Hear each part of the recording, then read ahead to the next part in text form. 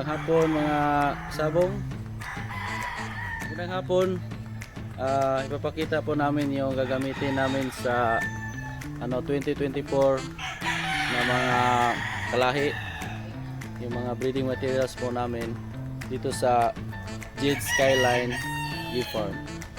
Itong hawak ko po ay isang Gilmore, isang pure Gilmore Hatch. Galing po ito sa EEJ. Ayan po, pure Gilmore. Ito po yung isa sa mga brood stag o brood cock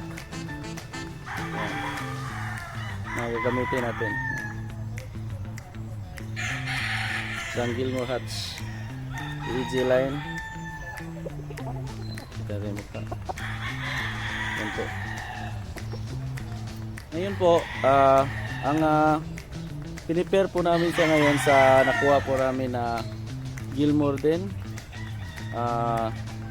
Galing po ng BMJ Gilmore at saka imported lines na Gilmores. So abangan nyo lang po yung mga magiging anak po nito, mga sabong. Ayan po, para sa 2024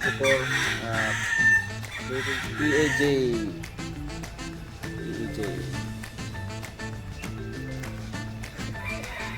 Yan po, EEJ.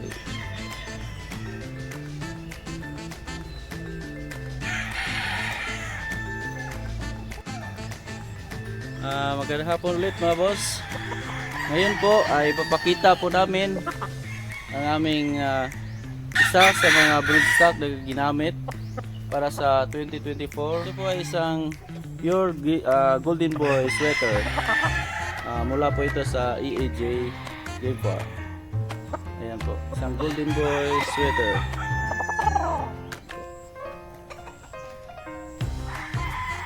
Marami na rin po itong may palabas.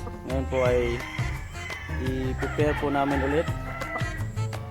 Ayan po, sa isang pure din na EEJ na Golden Boy sweater na ulit. Ayan po. Bagong manok po. Isang Golden Boy sweater.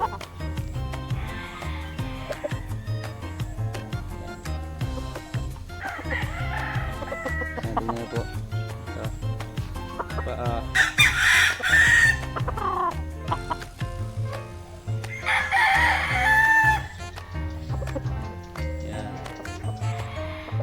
Po yung isa sa ginamit natin na mga broodstock, isa pong pure na Golden Boy sweater.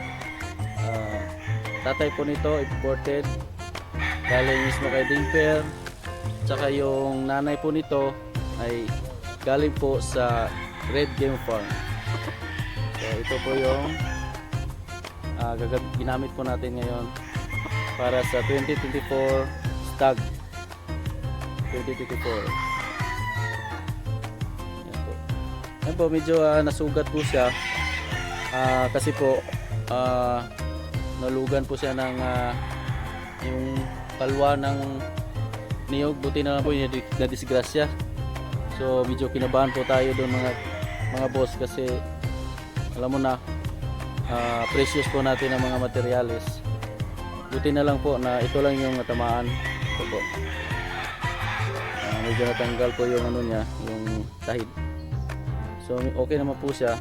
Inisprayan lang po namin yung sugat niya sa tahid. So maswerte pa rin po kasi hindi na-disgrasya.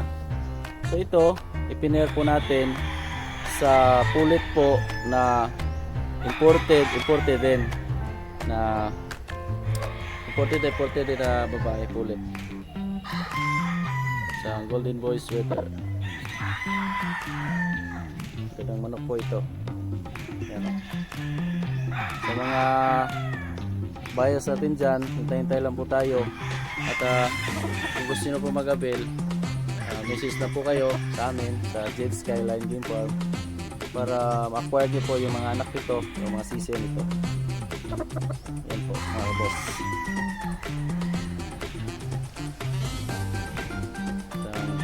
Pure Golden Boy sweater.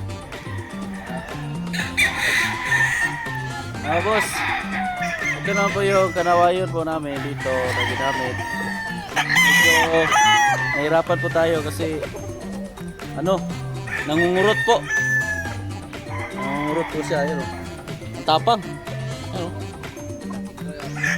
Nahirapan nga po namin kunin dun sa kanyang pen, sa brood pen kasi namamalo po talaga. So ang gagawin po natin is lalagyan po natin siya ng tali doon para mabilis na lang po natin siya makuha. Ayan po. Isang kanawayon, RRG inline. Last year, may napalabas na po natin siyang mga stag. Mayroon doon po na update. Dali po sa buyer natin, ng anak nito, ng stag, national stag. Manalo po. So, maganda po pinabas po nito. Nagpapanalo din yung mga anak. Ayan po. Medyo nahirapan na po tayo. Hawakan na po. Ang tapang po niya. Ayan po. Isang kanawayon. So, pasensya na po mga boss kasi talagang ang tapang po. Nakita na po. Kung matapang po tayo, ito, nako, sobrang tapang. Mas matapang po sa ating mga misis. Yan po. Tingnan yung mga kamay ko, ang dami ng kagat. Ang dami ng mga sugar-sugar sa kamay ko. So, salamat mga boss. Mga boss, ito naman po ipapakita ko. Ito po, isang cock na po. Proven na po na nagpapanalo po sa amin. Mga anak nito, ang dami na nagpapanalo po talaga. May mga fighting style siya na mag-strike siya, hindi na niya pwede puporma yung kalaban. Once na pag-ikot ng ganyan, hindi niya hinintay na magharapan pa sila. Talagang pinapalo niya talaga. Kaya tapos may angat din siya, may din, may sa baba, parang kumpleto. So ito po yung nagiging signature line po namin. Ayan po. Mayroon na po akong may mga kaibigan natin na nabigyan ng mga anak nito. Nagpapanalo din yung mga nakuha nila. So ayan po, signature line po namin. Napaka-special po ng mga palo niya, alam mo yun, mga cutting na malalakas, maraming paa, ganun. Hindi po siya ganun kapogi, pero talagang tested at proven na po namin na mga bloodline. Ayan po. Mayroon din akong kaibigan na talagang gustong-gusto niyang bilhin po ito, kaso hindi ko po binigay kasi nga parang special po kasi namin to eh. Ayan po. Ginamit na po namin to ngayon. So marami po siyang anak ngayon ngayon na breeding season para sa 20.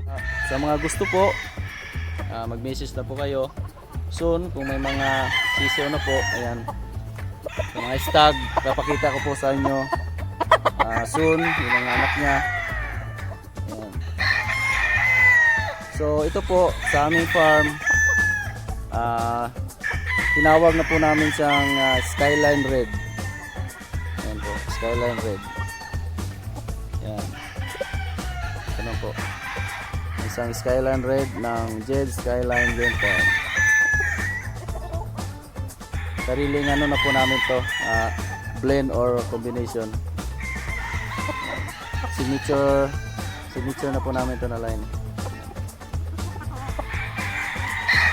Salamat mga boss. Ito na po ang isa sa mga ginamit po natin ngayon para sa 2024 stags. Isa pong white kelso, B-boy line. Ayan po. Last year marami po itong nagpanak. Marami na pong naibenta po namin.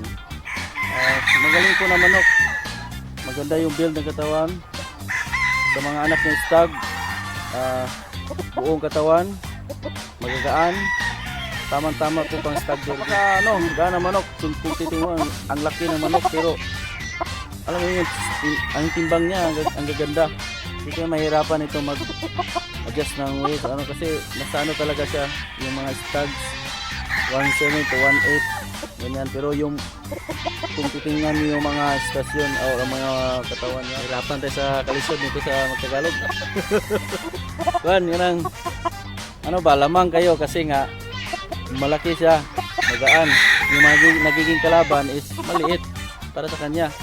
Kaya maganda, magandang timbang. Ayan po. Actually, hindi naman talaga hilig sa puti kaso pag-isipan po namin na magkaroon ng puti kasi para masanay yung mga ibang manok namin dito na puti.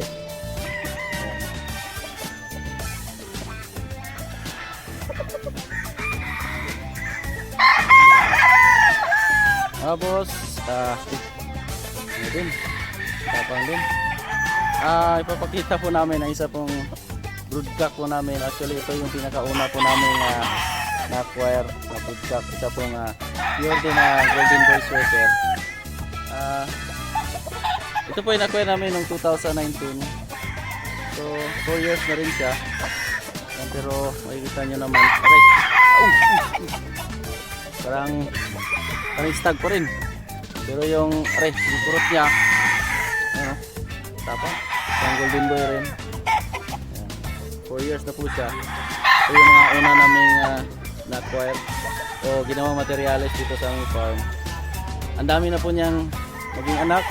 Nagpapanalo yung mga buyers po namin na nagpapanalo yung mga manok nila. Dito po. Ito po yung cock o materials na ginamit namin. Yung mga manok po na yon, yung piner po namin is yung babae po nun or yung pulit is nakuha po namin kay sa Sunny Lagon, no? Isang machine kill. So yan, ito yun po yung piner namin nung last time na 2019. Nagpapanalo po yung mga anak. Ang gaganda po ng record na binigay. Ayan. Ngayon, piner po namin siya sa ibang golden boy sweater. Ayan po. Sa ibang linya, sa AJ. Ayan, piner po namin siya. So, hintay-hintay lang po kayo sa magiging anak nito. Ayan. Hintay lang po kasi sobrang tapang po talaga. Grabe. Oh. So, yun lang po mga boss.